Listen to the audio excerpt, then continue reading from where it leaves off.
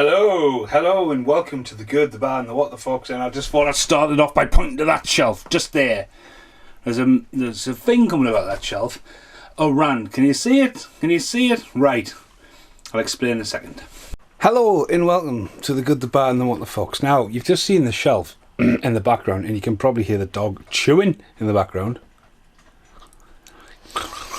Anyway, because these are essentially throwaway videos anyway. Every time I finish a good, the bad, and what the fucks, I think it's just done and dusted. I think that's... It started off with the two Corys separately, and like it evolved into Christian Slaters. We've had Wesley Snipes, we've had Scott Atkins, we've had Eddie Murphys, we've had countless of Van Dammes. I mean, Lockdown's seen 5 volumes. That's 50 films of Van Damme. Nicolas Cage, he'll be the record holder. Samuel L. Jackson, on the other hand, was a great entry, and then recently has been 2 Bruce Willises and Stallone. And as I sit here and rant, Stallone and Willis Part 2 have not been released yet. So that shelf in the other room. So essentially I buy a lot of films, but I also don't mind cruising a few charity shops and stuff, and like, you know, people just discard the DVDs and you never know, you know, someone else's trash is someone else's treasure. Look at that. And you know, I keep picking up these films, and that's really good. That's a really good inspiration for the good, the bad, the what the fucks, because you're like, all right, yeah, add that to the pile. May not have seen it, but then that's the beauty about the good, the bad, the what the fucks. I always talk myself into it that they're a good idea. So anyway, I wasn't planning on doing any because they end up quite... Hello, Hira. They end up quite lengthy and quite random, and I think with the Stallone one as well, with Stallone's being the first entry, I actually winged it. Tomorrow night I'm actually going to see First Blood at the Pictures for the 40th anniversary, so like that's like mental, you know what I mean? If I like hadn't have rushed the Stallone, I could have went, who's First Blood at the Pictures? But you know, anyway, at least it's in here. So they've been going on for a couple of years, and the laziness about it for me personally is I don't do the thumbnails with all the 10 films, 5 across the top, 5 across the bottom. So even now when I go back to revisit these and go, have I done that film? What films have I done? What films I haven't done? And I'm like, oh. So I'm essentially going to wrap these up in a way. So that shelf you've just seen is literally where films have been going, and when I've got 10 films, that's how the good, the bad, and the what the fucks, like, that's who's next. That's who I'm going to watch. But I think I'm going to wrap them up. So this essentially will be the last Samuel L. Jackson volume, because I don't even know what volume it is. It's at least 2 or 3, maybe even 4, maybe even 5. So okay, so the first, and this happened by accident, so I wasn't planning it. So there's a stash of Stallone there, there's a stash of Bruce Willis. I think everyone might have him, but again, if you just want to go back to it, 13 Fanboy came out recently. I watched it. It's Feldman's new film. It's going to be a long time before there's another 9 Feldman films for another one. Do you know what I mean? So anyway, back on the rant. I was at work and I was looking for something to watch, and I struggled sometimes to pick stuff, and you think, all them films, and you struggle, and like, a TV show and all that, and I'm just like, I do struggle. But once I get into something, I get into something. Now, I would say over the last 3 days, prior to the last 2 days, if that makes any sense, I watched Do the Right Thing and The Cleaner. So I picked Do the Right Thing to watch at work, and I totally forgot. Will you stop sniffing yourself, right? Like that. Like I've took up with a bite and the kick in the head, but sniffing yourself. Anyway, I picked up Do the Right Thing and I put it on, and instantly remembered Samuel Jackson's in it, and it's been a very, very long time since I've seen it. And the DVD screen, man, Jesus, like it played the intro song. Hey, stop scratching! And like it just seemed to like have a very glitch in the DVD screen. So it took us 4 lunchtimes to watch it, and I find Spike stuff very theatery. That's the word, theatrical. Like, and a lot of use of the Dutch angle in this, and a lot of point of view, like proper, like, you know, and fight the power, and like the start, which, like the dancing and stuff, you know, very like, independent, but like, you know, it is what a film is. It's almost like poetry in a way as well, I find the film. But it's a very powerful message. But it also is an all-star cast. I mean, Martin Lawrence pops up in here in his first film. Samuel Jackson's a radio guy out there. Spike takes the lead. and there's a lot of famous people. You look and go, hey, he's famous, he's famous. Bill Nunn's in it, you know, and you go on and on and on, and like, right, you're watching it. And then Brit was away last week, and I couldn't sleep. It's really been hot lately. And I went in the other room, and I was like looking at the pile of DVDs I normally have by the telly to watch, and I was like, right, I've watched that. I actually watched Dead Space Downfall, because I'm replaying Dead Space 3, and I like, pff. And then I went in the other room, and I was just looking at all the stuff, and then I just happened to look at that shelf, and I went, well, I've started Samuel L. Jackson, and there's just loads of Samuel L. Jackson films on that shelf. There's films I've totally forgot I've even bought, not just for Samuel L. Jackson, Bruce Willis, Nicolas Cage, Wesley Snipes. There's films there. I bought Game of Death for Wesley Snipes 7 years ago. I know I bought it 7 years ago because I bought it in the 2 for 10, the 4 for 10 offer at work. That was a long time ago.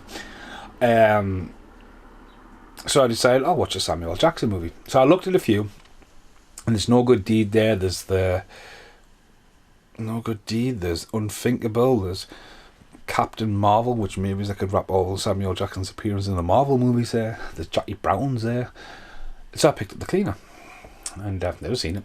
And instantly I was like, ooh, it's Rennie Howland. Rennie Howland, like, you know, I mean, Harlan or whatever. You know, he's appeared in The Good, the Bad, and the What the Fuck's a few times, directed Die Hard 2, directed Mindhunters, directed Cliffhanger. And I was really disappointed with Cleaner, right? So I started watching Cleaner and Do the Right Thing at the same time. So Do the Right Thing, again, shot really well, but what a powerful movie. And, you know, like, for more recent times, what's happened in America last year, for how the film ends. And just, you know, it's very... like the thing with the movie is it's done with such a saturation where it's just amped up and you're meant to feel the heat, and it didn't look great on DVD. I'm just going to put that out. It just didn't look great, but obviously I've been told by one of my friends who walked in while I was watching it that it actually is on Netflix and looks completely different. And it has been released by Criterion Collection. And it's a big, thick box, you know, they've put a lot of heart and soul into that. So, but again, I just picked someone up to watch it. I thought Samuel L. Jackson is really great for the host. He sort of like nips it together when they go off on all these tangents and carries the vibe of the music. But yeah, at the end, you're like, wow. And I wish I sat down and watched it in one go. But again, it is very like Dutch angle kind of thing. And again, it's just like, there was another film he did, what was in The Good, the Bad, that Shag Chic, which actually had like Wesley Snipes, John Cusack, and Samuel L. Jackson was in that as well, and that was like a borderline full-on musical. Like, so that's Do the Right Thing for the first one. Then The Cleaner, like The Cleaner started, and I shit you not, it just had a play button. I was like, oh my god, like Rennie Howland, even on Mindhunter's rental version, he's just a audio comedy for it. So I was disappointed, and it didn't feel like one of his films. It was 1 hour 20 minutes. I remember this because I fell asleep, tried to rewatch it, fell asleep, tried to rewatch it, fell asleep the next night. It took us 3 different nights to watch The Cleaner, and the story idea is quite good. You know what I mean? I think it's even been like, not essentially, there's a TV show in Britain now with quite a famous British actor playing it called, and I mean, maybe it's not The Cleaner, but anyway, it's a genuinely like interesting job title because it basically goes in and cleans up after crime scenes, and like how they clean it and how they, you know, like use all the substances and all that chemicals. So that was interesting. It was showing you in there, and then there's twists and turns. But the problem with me keep falling asleep. It's like, right, okay, and then I think there's only about 8 chapter selections, and like I still found that, you know, the style of Rennie wasn't there. I mean, Deep Blue Sea, this reunites Samuel L. Jackson and Rennie from Deep Blue Sea, and you've also got like Ed Harris is in there, Eva Mendes is in there, so they're the 3 floating heads on the front of the box to sell this movie. And it's just like, you know, there was a lot going on with it, and I just felt when it ended, I was like, right, okay, you put that in the bad category, you know. You put Do the Right Thing as a good movie for what it was, for when it was made, and how it's still selling a very positive message. I just think The Cleaner didn't. He basically turns up and cleans his job like an everyday job, and he was a cop, you know. So he was a cop, and then he turns up and just cleans this guy who's literally blew his head off, and it's all over the wall and stuff. And he turns up the next day to collect his paycheck, and like, what are you talking about? And that's the twist. That's the thing. He's basically being like, someone's hired him to clean up a body, and like it literally hide a murder. And that's the hook of the film. But it just it just didn't feel like it. You know, and it's just like there's a twist, there's a turn. Again, maybe if you watched it in one viewing. But again, this is me just sitting down spouting about. So anyway, the third film, like it's in the background still. So the third film I decided to watch is something I've seen before and have before. But it's the double disc version of Changing Lanes. And it came along just after Pearl Harbor for Ben Affleck, and it's a double biller. So this is Samuel Jackson teamed up with Ben Affleck. There's a couple of famous people pop up in it. You might recognise some other movies as well. What are you talking in the background? But anyway, I really, really enjoyed Changing Lanes. It's been a while since I'd seen it, and basically he's going one way and the crash on the F5, not the Brock Lesnar road, whatever they call the main road through Manhattan. Ben Affleck's going to file some papers, and Samuel Jackson's going to file for his kids, and Ben Affleck being the hotshot fucking cheese, he's married Amanda Peet. It's a very Sidney Poitier's a very famous director in his own right. He plays his boss along with is it Kevin Jenkins? But he butchered his name. There's a lot of famous people in small little bitty roles in this, and it's all meant to take place over one day, which is a bold thing to do, you know, because it took months to film, you know, like wet down. But it's very intense, you know, and it's very like, you know, like what if someone crashed it in the air, like wrote you a blank check, and you think, oh, that's where it's going, but like, and he refuses to give him the card for like no, like the hook of the movie is he just like cannot be asked to give him his insurance card, and like because he's a bit of a dick, and he goes off and he goes off there, they end up with the wrong papers, and you think, all right, and it's just like, you know, like Samuel Jackson just has the worst day of his life, and Ben Affleck's got time to reflect on, like, maybe he has made a mistake and maybe he should start taking, and it, you know, there's a bit of morals in there, but it does just like fade to black at the end.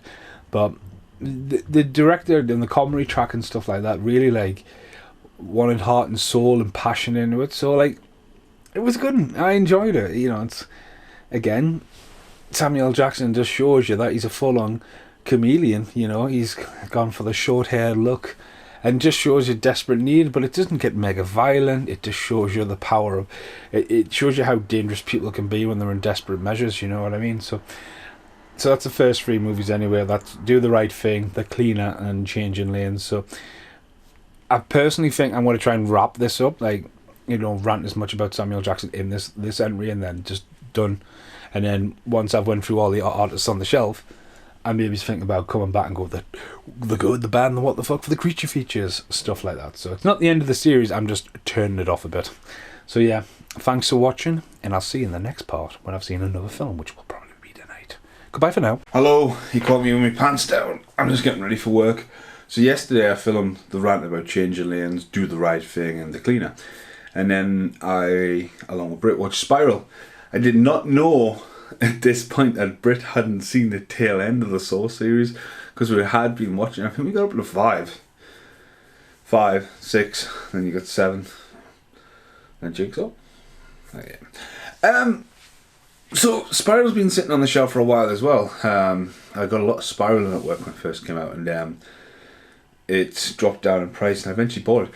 I always found it weird. A lot of people were like, oh, hey, Chris Rock and Spiral. Have you not seen New Jack City? Which was a brilliant reference when that was referenced within the film. Because Chris Rock can act. Although some of the acting was pretty bad without this movie. It was kind of like fresh story. It's got enough to give you like, alright, to the franchise. It did look like they were holding back slightly. I think there was a very aimed balance at where they could go at certain bits and where they wanted to go at other bits. I think sacrifices were made in chopping and cutting. It did bounce a bit. I seen it a mile off low. I literally was like, he's a killer. The moment I seen it, and even when I think now he's a killer. So it was very predictable from my opinion. Brit was like, "You alright?" I was like, "Yep." It says he hasn't got a kid. It's on his computer, you know, and it's just. So there was something like a very basic to it, you know, like normally the Saw films are quite, especially the first one. I mean, no one's seen the twist in the original when he just got him off the floor, and the music hit. Everyone was like, "What the fuck?" You know what I mean? like, but I think like to keep it like in that universe, it works. It doesn't eliminate it. You know, there's loads of stuff can happen in that universe. It could work as a series as well.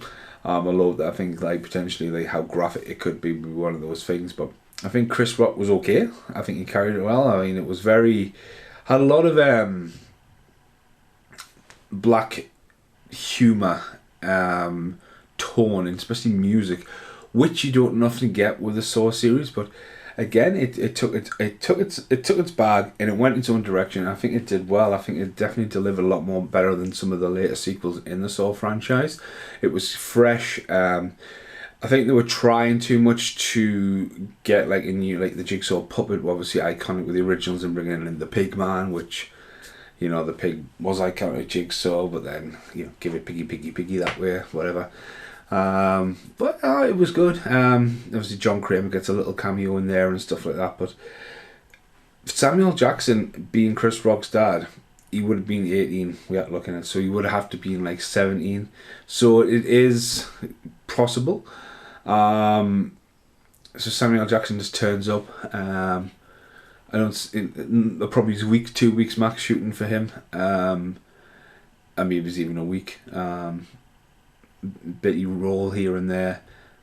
But yeah, so it was good enough. But it was just weird to see, like, when you look at a franchise that had sequel after sequel for years, and then for Samuel Jackson to come along, and for them to kind of like with a new one to bring in like heavyweights like Chris Rock and Samuel Jackson. They're two big stars to bring into a franchise when they've obviously got it in the book of Saw. So, you know, it's never ending. It's been left open as well. So is this a new franchise? Unfortunately, it could be victim of COVID, where there's been too much of a gap. There probably was an idea for a story. Originally when it started as well, I thought Chris Rock's dad was going to be Danny Glover. I thought that was going to be the connection. Because normally the Saw films always love to like kill off the cast as they go. The Saw films did what the Scream films should have done. It's just like, you know, like, alright, you come back to the movie, right, your turn to die. Right, you all come back for the movie, your turn to die. That random guy who's been in all 4 films, right, it's your turn to die. And it's like, how many times is Courtney Cox and Neve Campbell going to get away? And I'm like, well, obviously Neve Campbell must have like found out she's going to get killed in the next one. I went, nah, I'm not doing it. Just die, you know, pass the torch on or whatever. So yeah, that's my rant for this morning. I'm going to find some pants and I'm going to go to work. And watch another Samuel Jackson film at some point. So yeah, thanks for the video. Hello. Right, so it's the day after Spiral, so we're going well here because today I watched a new Samuel Jackson. Now if you check out my vlog for the good, the bad, no, if you check out my vlog for better than nothing, 17 or 18 now. It's been a mental day. I've just got back from seeing First Blood at the Pictures. It was awesome. That vlog shows you the whole day from me pretty much waking up, and I was in a pads today at work, so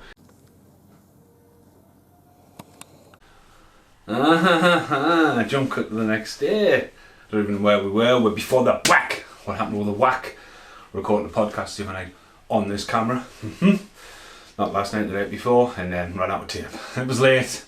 Got in from First Blood last night. Dog was woofing. Woof, woof, woof. Chomp, chomp, chomp. Now it's ironic that a dog was woofing, because this is the good, the bad, and what the fuck for Samuel Jackson. And as I've explained my story, I'm going to quickly repeat myself because I don't know where we got cut off. As I was printing stickers and going through all these stickers, Fluke appeared and it said Samuel Jackson. And I looked in the box, and the box is weird actually. It definitely screams 90s cheese, early tears, but it has the new age rating with the yellow PG, you know, very soft PG. And Samuel Jackson's name is nowhere to be seen on the box. Eric Starr's, Matthew McDonnelly, whatever you want to call him. And yeah, so I decided to watch it at work. And I decided to check does the dog die.com, because I was like, right, the last thing I want to do is bring this home to watch it with Brit. It's at the PG and the dog dies. Who doesn't want to see a dog die in a movie? I don't want to see a dog die, literally. Not even it's crucial. It's kind of like just one of those things. If you've ever had a dog like Jake, God bless Jake, and when Jake died, it was terrifying. Do you know what I mean? And even Milo died in the same room, terrifying. but off that run. So again, it's always going to tug at your heartstrings and stuff like that. Any animal cruelty, it's just like, pfft. And I don't think this film should be a PG at all. Now Ron Perlman's in this as well. He's the dog catcher kind of thing, creepiness. This t-shirt's definitely shrunk. I look like I've got boobs. But I'm not going to wear this for the rest of the day. This might be the last time you ever see me wear my t-shirt. Shredder! You know. Anyway, dog acting in this is mint, right? So it's about Fluke, this little ginger, like borderline golden retriever but ginger. And it's about his journey of being like a homeless dog to meeting Runford, played by Samuel L. Jackson. And they're all talking, don't bother with CGI moving, that's not going to happen. It's just all about like homeward bound kind of thing. And it shows you, right, the life and journey, and it's all about reincarnation. So you get some really cheesy, like quite raw CGI of like going through like what's the word, infinity, you know, and this life's a circle and stuff like that. And yeah, it's the point of view of the dog, and the dog like tries to go back to his family and all this. But man, like Samuel Jackson, like if you haven't seen it, I'm going to spoil it. But when Samuel Jackson gets shot, right, and you think, and the acting, I was like, it worked. And I was trying to watch this, and I was like, proper like, ah. But don't worry, Samuel Jackson comes back reincarnated as a squirrel at the end. You're like, so it's a total, I would have put what the fuck movie. What the fuck, because it's a PG. 2, you know, Samuel Jackson's playing a dog who comes back as a squirrel. So there you go, what the fuck for that. But again, just the not knowing, again, Samuel Jackson's been in so many different movies. I know, and I was thinking at work, what could I watch with Samuel Jackson? There was a movie where Ed Harris, he was also in Measures of Summit. It was a war film. Obviously that wasn't in stock. But then I was thinking, oh, I could watch The Incredibles because he's in that. And I'm just trying to think, like, if this is the last for Samuel Jackson, it's literally going to be clear that shelf of his movies and then we'll move on to a different actor. But again, at work, you know, Bruce Willis, I could go on all day with Bruce Willis. I mean, I sold one yesterday at Trauma Centre. You can go all day with Bruce Willis, but this is the end of the Samuel Jackson rant. Fluke should have been in there. Avoid at all costs if you're any form of dog lover, because that should not be a PG. And it's been reclassified now because it's got the new PG written. Right, and you find a different t-shirt for the day.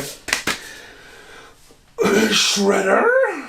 No, I definitely look like crying. I mean, don't guess wrong, this is hurting my back and I'm pushing my gut right out. Wait. Ah! You're winning weird. Oh! Right. See you in the next film, which is probably going to be Kingsman or No Good Deed or something like that. But yeah, see you in the next part of the video. Hello! Hello, and welcome back to The Good, The Bad, and The What The Fucks for Samuel Jackson, the final Samuel Jackson one. So Samuel Jackson and Quentin Tarantino work really well, and you know, Django Unchained hasn't been covered on this series, which is great. I think Samuel Jackson was great in that. Samuel Jackson appears as narrator, is it in the Kill Bill? He's the narrator. Jogging my memory a bit. Obviously, Hateful Eight has been covered on this. Samuel Jackson, Bruce Willis, and Quentin Tarantino also collabed on 4 Rooms.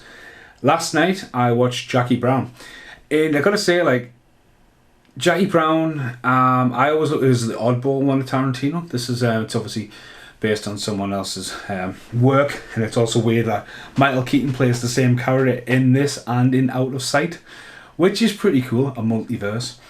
But I always look at this one as like, except for Samuel Jackson, I don't think anyone else appears in Tarantino films again. I know, like, he likes to have his Michael Madsen's, you know, Tim Roth, another one. Hell, Ghostbusters vinyls playing in the background. It's on silent. I didn't know what that was there. But also, like, other ones, like, you know, it can't go any lower. Just turn off. Sorry. Again. Sorry about the waffle. Tarantino uses music mint. But, like, his movies in general, you know, he works a lot with Brad Pitt, Leonardo DiCaprio. You know what I mean? You can go, oh, he's in Tarantino movies, Una Thurman, Kill Bill, yada yada yada yada yada. But this one's peculiar. So, like, I know Robert De Niro would work with Rodriguez and Machete. He's in Machete, isn't he? So, you know, there's still a crossover there. But I always found Jackie Brown like the oddball of Tarantino's cast. You know, Pam Grier, haven't seen her or anything. Robert Foster, I don't think so. De Niro, again, don't think so. Chris Tucker, definitely not. It's weird that Chris Tucker and Tommy Tiny Lister, or Zeus, or Tiny Lister, or whatever he wants to be called, are in this Friday together, and The Fifth Element. And like, it's Bebo's everywhere. You got knocked the fuck out.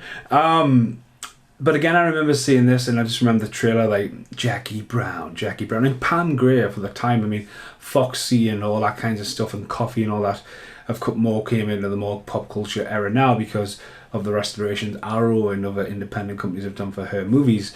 But obviously, she was a big star, and this was a massive comeback for her. Samuel Jackson, shit hot. Robert De Niro is just a fucking chameleon. Do you know what I mean? So Quentin Tarantino, it's just like, right, I made Pulp Fiction. Who do I get?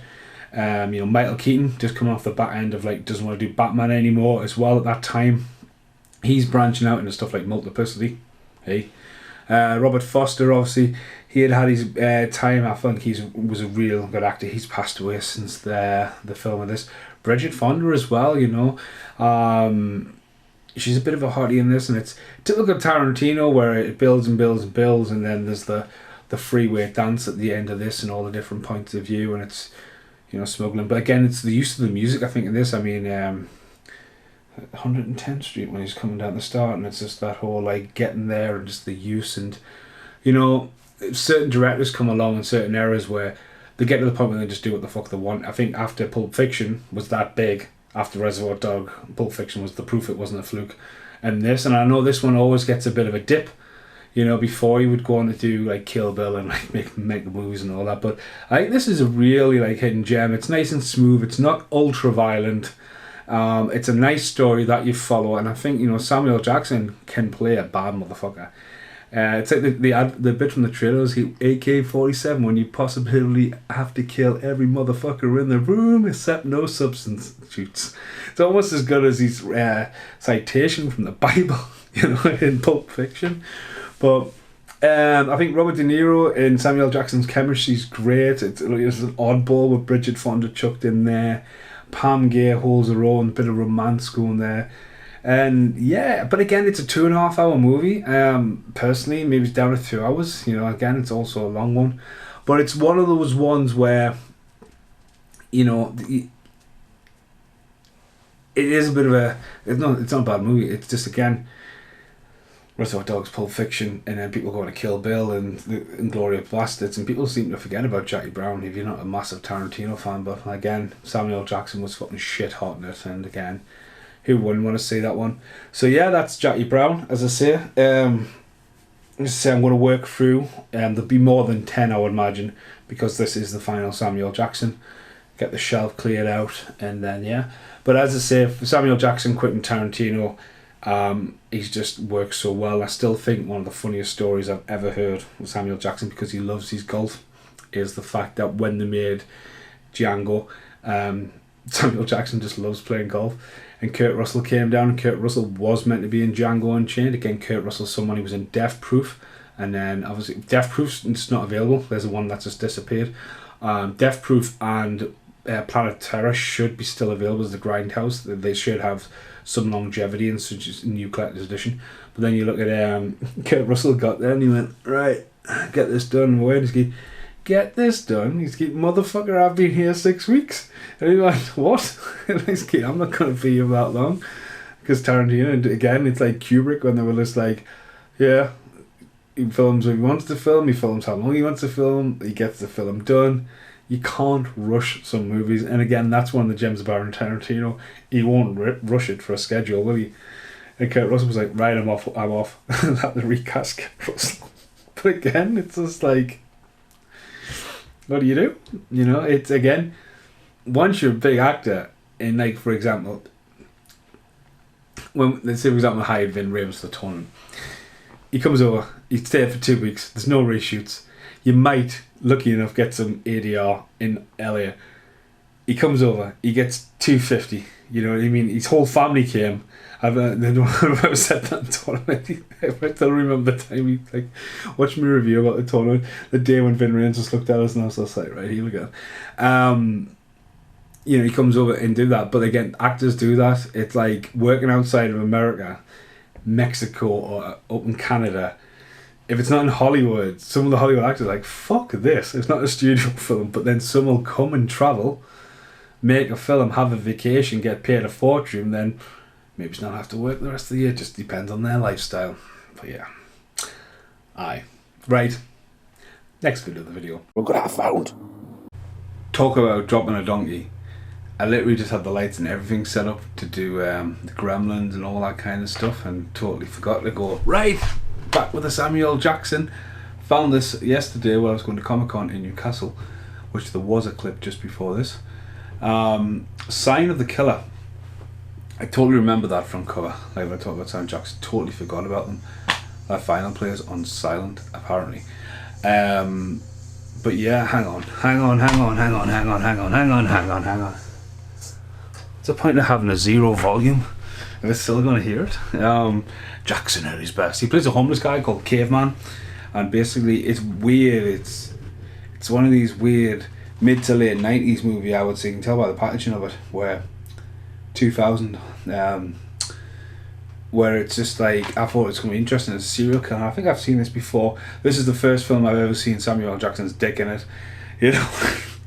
Full on dreadlocks. I mean, he plays this like pianist who went to live in the cave, but he's meant to live. Everyone calls him Caveman, and there's murders going around, and he has visions. And Anthony Stewart Head, or Anthony Michael Head, the guy from Breakfast Club, who doesn't look like Breakfast Club. Anthony Michael Hall, who's in the new Halloween. He just doesn't look like, you know, that's the kid from Breakfast Club, is it?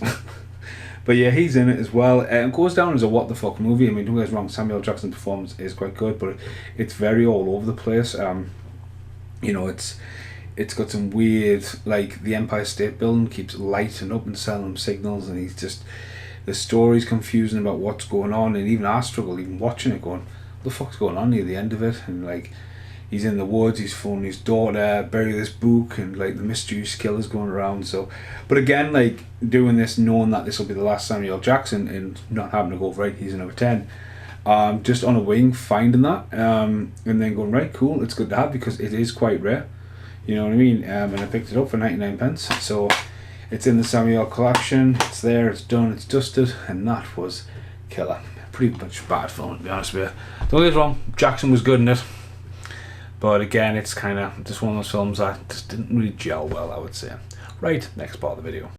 Hello, and welcome back to The Good, The Bad, and The What The Fuck. So, I've just watched a film while editing and doing loads of other stuff. So, I've just finished my Transformers collection.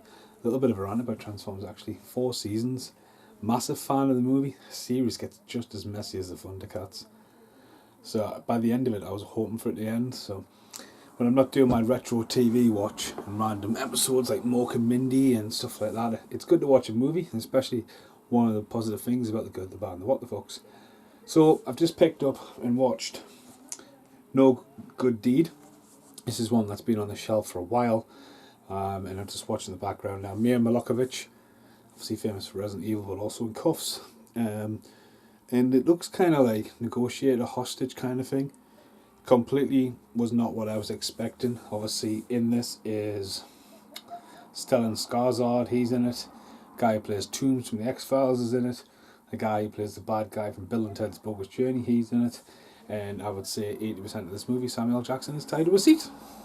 Pretty much sees a woman fall up the stairs, goes to see if she's okay, walks around the house, and gets himself kidnapped by a family. You know, one guy, Stellan Skarsgård's playing blind, but he's not really blind. It's all about a bank heist, and Mila Malkovich is just basically running around naked half the time. You want to see Mila Malkovich in a kind of aggressive, not fully clothed sex scene. It's, you know, it's done in weird taste, I would say. But yeah, Samuel Jackson's pretty much getting the inside looks of this heist, wrong place at the wrong time, because he's a cop. He's actually looking for somebody else, and it's all about money, wire, and conspiracy, and trying to get over the border and all that. So it's very safe played movie. As you know, it's a lot's relied on the acting. There's no big action chase sequences. What kind of looks like that's going on there? Like, again, this is one of the films I often referred to as a double up, where Samuel Jackson's team and Mia Malkovich both at the time were doing really good box office for their own equal stuff. And like, go back to Demolition Man, Wesley Snipes, Stallone, they're kind of pairing up and see where it goes. But this, what looks like an action movie, like what you did with Survivor with Pierce Brosnan, it just doesn't even start to run, just goes along for the whole, not a long film either, no extra features at all. 94 minutes, so put that in a bad movie. Wasn't much interesting, except for that little sex scene there, but again, it's fell flat, that one, I think. Didn't not look what it looked like on the front cover. So yeah, so there's only a few left really. Bit of a spoiler, I think there's Shaft and Shaft. I've got to buy Shaft because I've got the other Shaft to watch, so I'll get Shaft's probably going to be the last one. The Unthinkable, Captain Marvel and the Kingsman. I think they're literally going to be the last ones, unless I go into the room and look. But literally, this is what's good about going. This is Samuel Jackson, the final one. Doesn't have to be 10 movies, unlimited waffle, done, dusted. And I'll see you in the next part of the video. So, back with Samuel Jackson, eh? It's been a couple of days. Been a while since I actually watched Samuel Jackson. This one's taking place over ages. Just watched The Kingsman. Now, I've never seen the sequel or the prequel, but I have seen The Kingsman before, and I've totally enjoyed it. Samuel Jackson just again a chameleon, doing anything for the role. I love the twist of James Bond, but I love how Colin Firth, yeah, Kingsman speech, you know, that British royalty look, he's in it, and it's all in for the Mark Stone, Tyrone as well. I think it's all brilliantly cast. The church sequence is amazing, the fight, but the bit where the heads all blow up at the end, just class. Flat out good fun, that. So I really enjoyed that. So yeah, again, Samuel Jackson. Again, it goes back to like 51st State. You know, he doesn't mind coming to England and being in some British movies, but it was mental. You know what I meant? A mental movie. And if you went to the pictures to see that, you would awesomely enjoy it. So yeah, short but sweet. Next part of the video. Okay, so there's not many Samuel Jackson films left there. Now, I did buy Shaft, so Shaft's probably going to be the last one. Like the other Shaft, we'll get there with that. So this one, I just watched Unthinkable. Now, I've watched the Batman animated Return of the Cape Crusaders, and then this came on. It's got audio commentary up on the director. Get ready for the ultimate face-off in red font. Samuel Jackson, Carrie-Anne Moss, obviously The Matrix, and Michael Sheen. A lot of other faces you might recognise in this as well. Martin Donovan, I think he's quite popular as well. And it's at first when this started, right, there's certain DVDs around this time when they don't have a Blu-ray release and the counterparts, and they just have that kind of like feel of not fully like polished, like the quality, especially the colour tones and that. It might be something about when they did them. I mean, look at me now, right, underneath a Bray Wyatt light and all that, but like this, it just like the quality that I put out. But I was watching this film, didn't know anything about it, no idea what was going on. Followed it a little bit, and I was like, "Oh, it's a bit grey. It's a bit grey of it's about terrorism, so it's very grey." And you think it's going to go one way, and you think, "Oh, hang on a minute, you're in for it here," because it just literally. That's why it's called Unthinkable, and you're like, "Really?" So, without spoiling it, I recommend people watching this, in the sense that, you know, it's a film that boldly goes full force. It's about a guy saying, look, this is going to happen, and it's like a master plan, so it's a bit like Law by a Citizen. And, you know, I suppose that's the one you can really go for on that. And it just goes. Now, Samuel Jackson comes in as comes in and tortures the guy, and Samuel Jackson's called H, and he's completely not wired right.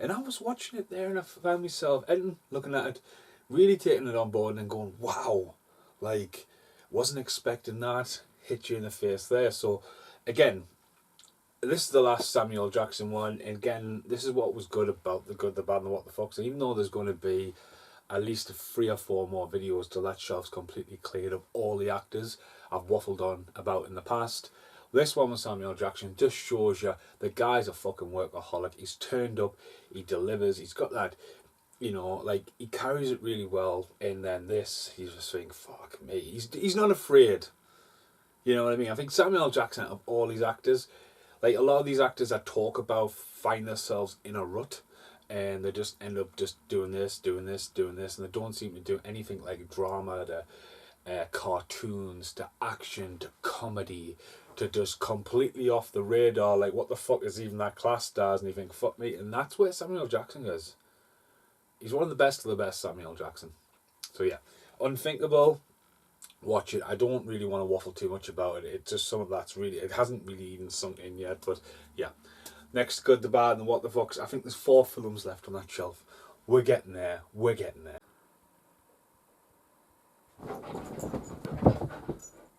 Come here. Settle. I'm trying to do something. Settle. Okay. It's a bad idea putting it on the bed, isn't it?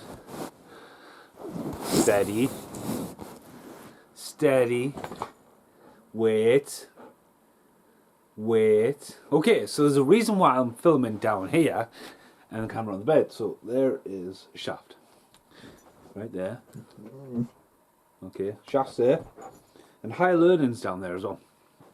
Now, Shaft is directed by John Singleton and is a remake, technically, of the original Shaft that's just recently come out in Criterion. And I believe there's like 3 original Shafts, and Richard Roundtree is the original Shaft. And obviously, the last couple of years it was a bit confusing, it was higher, when Samuel Jackson said he was going to return to Shaft and, you know, bringing back Richard Roundtree. Now, it's been a long time since I've seen this one, but I absolutely adored it. Obviously, I watched Unthinkable this afternoon, went away and I've had that in the pile. And Changing Lanes and Rules of Engagement have both recently been in the Samuel Jackson Good, the Bad, and the What the Fox. It's actually got someone's address inside 3 separate times. It's from North Yorkshire. Just someone I picked up on the way. I think I do have it on a standalone DVD. It flows really good. Character Christian Bale's like a proper ass in it. You can see why he'd be cast as Bruce Wayne on a performance like that. The smug bastard. Flows so good. Buster Rhymes is in there as well from Higher Learning, as well as Omar Epps. And it just nicely flows. Samuel Jackson is one bad motherfucker. And I think this is one of the very first time Samuel Jackson's shaved his head as well.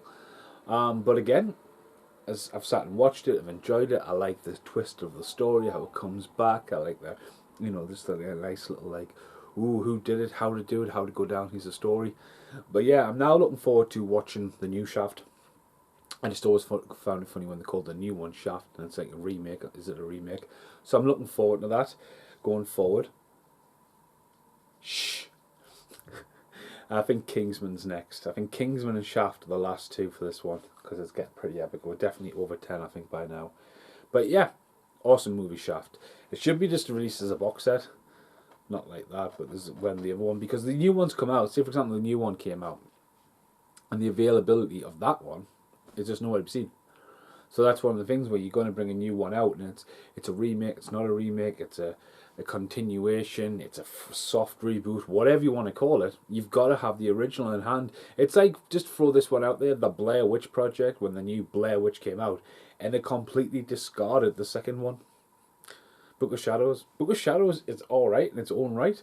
The best thing about Book of Shadows is the director on a commentary track where he's just like, they've butchered my film, and it's just like, it's hilarious. But it's got so much extra features on the disc, but it's like, there, just forget about it. We'll make another one. Right, I want to go. I don't know where the dog's gone. Going wild for a minute. I think the dog might need a poo. But yeah, Shaft was absolutely awesome yet again. Goodbye for now. Hello. So back with Samuel Jackson, Good, the Bad, and the What the Fox. I've just watched Shaft. So the new Shaft. It's one of those films where it needs an underlying name. The Thing, the Scream, the Halloween, the Halloween. So revisiting Shaft a few days ago or a week ago or so, I really enjoyed it, and I love the style it brought back, that throwback. There was a lot of films at that time, for example, Starsky and Hutch, Dukes of Hazzard.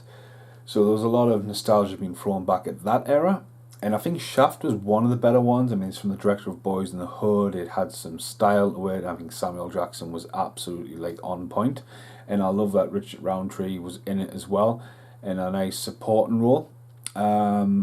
And then this one, like, you can kind of guess by the front cover, which happens to be the end of the movie. I always found it weird, just the name The Shaft, but you can kind of see it's like a passing of a torch, but then it's still Samuel Jackson's movie. There is footage from the original in it, so it's aware of it. Doesn't look like anyone else gets a cameo back from that. Richard Roundtree is back in it as well. He comes in really funny. But it is a kind of like old school police Shaft and his son. Obviously, the FBI data analysts, so there is some quirkiness. Just don't think it has enough style, but it was funny. I think they bounced well. He was comical timing. Maybe Michael B. Jordan was meant to be cast as Shaft. You know, you never know. I think Samuel Jackson, though, he just suits it, and I love like how instead of reinventing, I love it how there is this next generation and they're passing the torch. I mean, they could do another Shaft in 10 years' time, and there'd be another Shaft. Maybe it's 20 years' time, and Samuel Jackson would probably still do it. Chemistry was there. It wasn't so laugh out loud. But it flowed along really well. I would say it could have been a bit better, but I love some of the throwbacks it had, especially the bit when they come through the window at the end, and obviously that's a new front cover of the new Criterion collection of the original Shaft as well. So I believe there is only one Samuel Jackson left movie, and I think it's Captain Marvel. I've never seen it before. Carl actually gave us the steelbook. And it's just been on the Samuel L. Jackson pile. If you follow on the channel, since probably filming the last Samuel L. Jackson one, there's been a bit of an issue. Room 4 decided to destroy itself, so make sure you check out the Room 4 video, whatever it's going to be called. So all of the Good, the Bad, and the What the Fuck candidates, all the other films and all that, have all been grouped together now, and I think the last one of Samuel L. Jackson, unless I watch The Great White Hope on Disney Plus, which I don't think I've got time to do, it'll be Captain Marvel. But as Shaft, again though, when they brought this Shaft out, I'm just going to put this out there, the old Shaft with Samuel Jackson isn't available. So like when they brought them out, they should have brought Shaft out. As I say, it's weird because Shaft has been released on Blu-ray, the original, now it's on Criterion, but not the Samuel Jackson. It's never seen the light of day on Blu-ray that I'm aware of, and the DVD is just not available. So it's just like, right, if you're gonna like bring a new Shaft out, make sure you have the old Shaft, but then call it a different kind of Shaft. Give it a second name. You know what I mean? It's like, it's one of those. But yeah, see you in the next part of the video. Hello and welcome to the end of Samuel Jackson's The Good, the Bad, and the What the Fucks. Now I had to check one of my box set underneath the bed of upcoming artists. Now I probably own quite a few other Samuel Jackson movies in the background, mainly the superhero stuff, but we're ending this series artist by artist. Someone sent 3 trays underneath there. Are done. They're done. This is done. So even though I just really got started on Stallone and Willis, ending them. The main reason I'm doing it, even though I do enjoy like putting on a film I've never seen before and the relation to the actor, it's interesting. It's storage, the footage, these rants, just all just builds up. So it's probably not the end, because I could go creature feature, crocodile films, but for now my goal at the moment is to just get rid of them, because I've been putting off finishing them boxes because it's always used to be 10, and yesterday when I was doing some restoration and storing some footage, it was like almost 2 years ago I started the Samuel L. Jackson one. So anyway, the final one is Captain Marvel, and I want to say a massive shout out to Carl McSorley for this, because he gave me this a good few years ago. So when this was released, that's what he gives it, and it's still sealed. Now I watched it on Disney Plus last night, and Samuel Jackson's addition into the Marvel Super Universe is amazing. Now Nick Fury is obviously on the record white, who was originally played by David Hasselhoff in the 90s when he had his own movie. And, you know, one of the things I remember causing a lot of confusion is Samuel Jackson has a movie called Fury, when he's got his little cap on in the front cover. But Samuel Jackson's been popping up in the Avengers like quadrilogy saga universe for loads and loads and loads. And I thought what was interesting about Captain America, this is the one where he really has like kind of a, you know, the last couple of years he's had more of a supporting role. Normally just pops up, cameo here, he's putting everything together. Obviously he more recently had more of a role in the second Spider-Man movie as well. He was on the front cover. But obviously in this one, it's a bit of a prequel story, so it ends up in the 90s, and Samuel Jackson's got 2 eyes. So he's always been missing an eye. And it sort of reminded me of Gibbs from the Triple X series as well in this. You know, he's got his hair going there, some de-aging. But Brie Larson from Kong, and then you've also got Jude Law in there as well as the cat. Obviously I was aware the cat suddenly spouted tentacles, that's the one. And I also remember like walking out of the first Avengers movie after the snapping in, and the Captain Marvel logo there. That was it. So I really should have watched this one before the next one. My eye. If you're wondering why my eye is sticking, it's I've just been filming and I've was involved with a pineapple in it. I've got pineapple juice all over us. Told you it was going to be random. So anyway, I'm going to open this up for the very first time. So there's some Top Gun references in there with Goose the Cat. I don't keep the Goose the Cat is actually hidden on the front cover there underneath the packaging. I don't keep the packaging. And on the back there, I've got the massive standee of Captain Marvel in the loft still. So it's a pretty standard. It's got the 3D edition in there. They're long gone, aren't they?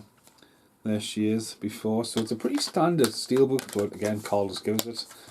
Nice one, Carl. As I say, quite an interesting bog standard Top Gun kind of going on there. I did enjoy it. It's also good to see Annette Bening as well in that, because obviously she was meant to play Catwoman in the original Batman Returns. I think while we were watching this as well, by the way, I ended up buying Mondo's weekend exclusive of Batman Returns, the coloured vinyl from America. So import charges and all kinds of stuff. But I think Samuel Jackson was really good in this. I find the lesser known characters, like I'm not massive into comics, I find the lesser known films normally, like you watch them and they're normally well written.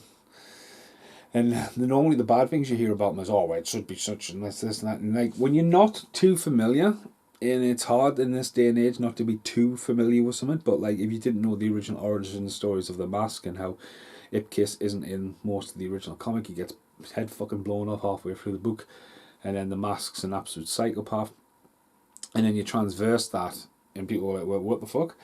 It's kind of like if you didn't know the origin story, then you go in there to watch a movie and you go in there and you watch the Jim Carrey movie and you go, wow, like yeah, big hit, because you know you filter it down. And it, you know, like as much as people go, oh, it's a comic book movie or a superhero movie, the two different mediums. They're always going to be different. There's a very sophisticated art to graphic novels. There's a very different kind of context with reading. There's a different context with like being told a story and then visually being told a story. And I think this did well to go, right, she's Captain Marvel. It was a little bit like you felt like you were missing something, but again, it was playing fast track because at the end of the day, they've got a 2-hour slot in between the two Avenger movies. People want the next Avengers movies and are going to go and see this. So it nearly really made the most of it. The nostalgia of Fast and the Furious going past the fucking house there, but I love the blockbuster reference. Instantly, I was like looking around, going, "Oh, look at that! Look at that! Look at that!" So you know, technically, Arnold Schwarzenegger has had a cameo in this universe. The de-aging was there, the morphine, the twist, Jude Law. I think Jude Law can play a right sadistic bastard if he wants to be. But no, it was good. Honestly, it was so epic in scale. I thought it ended quite quickly and abruptly. It had a lot of comedy with that as well. And then at the end, the hidden bit is to set up obviously the cross between the Avenger movies. But Samuel Jackson just supports all the way along. He had quite a lot to do in this. Completely felt different. He felt, you know what I mean? Someone who's like a veteran. You know, he's got his bald head and he's got his eye patch all the way through the series. To see him now with hair and sort of being a bit green as well. Like, oh, look at this pussycat. It's just like he's not used to aliens and that. You know, it takes a very good actor to be able to do that. You know, to shake off, oh, I'm fucking Nick Fury, I'll do what I fucking want. But then to be shown vulnerable. So Samuel Jackson had his own movie by now. I think he works better as that. And I think that's one of the things about the Marvel Universe. I know the Wakanda Forever trailer just dropped today. I haven't seen Black Panther and I haven't seen Shanghai or Black Widow. I just haven't kept up with them. I mean, I went to see Doctor Strange. It is good if you're going to watch back and see this epic big story, you know, the bigger picture, and like when it says it's the final one, but this could go on for fucking years, and Samuel Jackson will always be there, I'll imagine. But I didn't mind it. And as I say with these good, the bad, and the what the fucks, they are just throwaway videos. If you're watching all the way to this point, you're like, fucking hell, mate, thanks for watching. You know, it's random fucking ramblings of a fucking madman with a beard that's covered in pineapple juice. Like, not even the dog entertained. The dog's just fucking asleep. So yeah, anyway, that can go on the steelbooks. It's done. So is Samuel Jackson. So the next ones could be a Scott Adkins. It could be a John Cusack. It could be a Wesley Snipes. It could be a Bruce Willis. It could be a Nicolas Cage. Hang on. I don't think there's any outtakes, so I'll just tell you. who possibly, there might be one Christian Slater. Yeah, Nicolas Cage, John Cusack, Bruce Willis, Sylvester Stallone will get another one. But see, films like that, Game of Death, I've had that for absolutely ages, never seen it. I mean, Christian Slater mind. No, I mean, well, Christian Slater might be the last one, because I could be watching Mr. Robot, but I might be on a Christmas watch on that. But very much thankful and grateful for everyone who watches these videos, and that's Captain Marvel. Once again, thank you, Carl. Goodbye for now. Now who's smiling? Now who's smiling? Now who's smiling? Now who's smiling? The cleaner. Yeah, these are just sitting in front. Obviously, do the right things at work, but yeah, getting ready to be refiled. Changing lenses there as well. Pretty solid standard. That, you know, Paramount. We've got a slipcover. Becoming a rare thing now. Slipcovers on DVDs, but not like that. It's good quality slipcover, that. But again, yeah, it's a good solid movie. Don't think I've seen that ever on Blu-ray. It probably was on Blu-ray, but it's been a very long time since I've seen it on Blu-ray. And then there's the cleaner. Dun dun dun, which I haven't seen on Blu-ray, but probably was on Blu-ray. But yeah, as I say, I'm going to whip through Samuel Jackson's by this point. This is the outtakes. Probably watched them weeks ago. But on a man. Hello, I'm looking at the edit. It came out at 56 minutes. At this point, till I start waffling. Since there's only one Christian Slater film, I've decided to watch The Wife while editing the Samuel L. Jackson video. So this might as well go on because there was one outtake.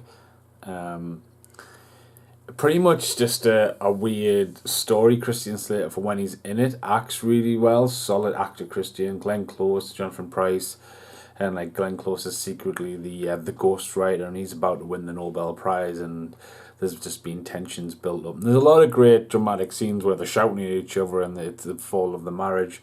But yeah, I just thought, I can't really justify another Christian Slater, the good, the bad, and the what the fuck. I mean, he's had plenty of entries already. The Wife has been sitting there for some time now. So yeah, let's just literally wrap this one up, chuck this in the outtake for the Samuel Jacksons, and I can go tick, and I can say goodbye for now.